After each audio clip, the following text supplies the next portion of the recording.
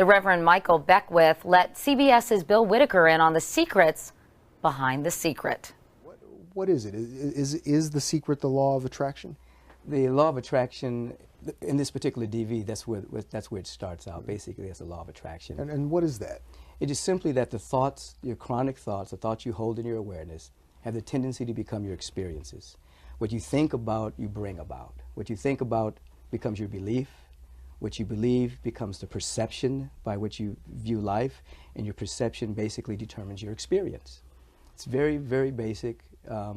Science would corroborate the fact that your thoughts are units of energy that become experience, that become behavior, that become habit, that become even symptoms in the body.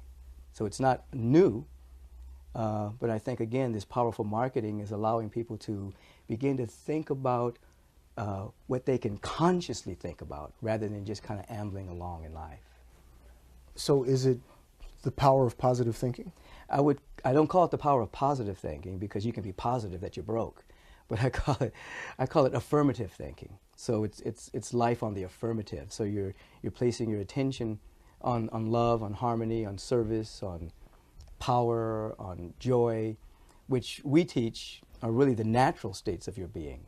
And as you keep bringing your attention there, then the world, the universe kind of shapes itself around where your attention is. So is it that you can actually move the universe, move objects, move? Well, I wouldn't talk about the fact moving objects or things of that particular nature, but you can begin to shape your own destiny by the attitude that you keep. The scientists have a wonderful language in which they call it the observer effect, that you basically, in any experiment, you absolutely change the experiment just by observing it. You change it on a subatomic level. So as individuals begin to look at the world, look at their life, but with an intention of having more happiness, with an intention of seeing more beauty, with an intention of looking for more beauty or more opportunities, they'll have a tendency to find what they're looking for. So if you're walking around gloomy and morose, you'll see a lack of opportunity, and you'll have a tendency to keep radiating that into your experience.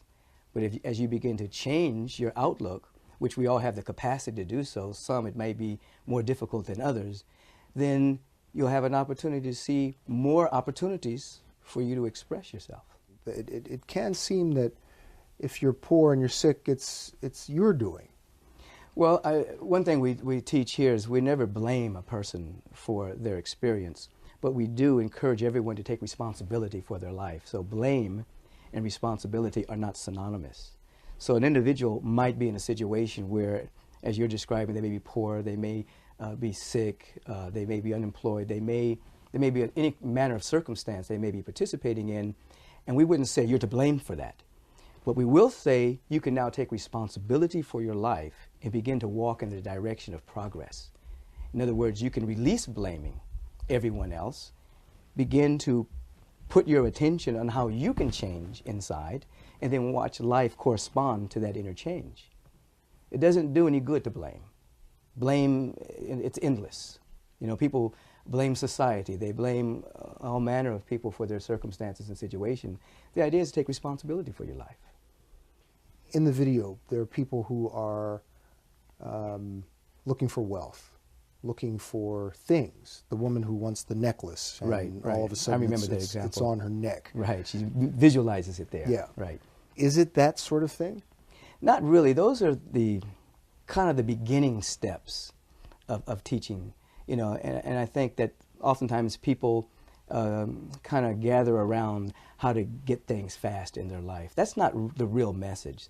The real message is that as you begin to change internally, your life begins to reflect that change. And that it does include prosperity, it does include health, it does include right relations, it does include ideal employment. It includes using the law to stabilize your structures in life. Health, your mental and emotional health, finances. You stabilize the structures so that ultimately you can be a beneficial presence on the planet. Now the way it shows on the video, since it's a beginning video, there's a lot of emphasis around what you can get, what you can attract to yourself. It sort of sounds like the universe is your own personal ATM. Right. you know. And I think that's It's not. That's not the message. I think that's not the entire message. That's the beginning stage message, that you can open yourself up and have greater possibilities come into your life.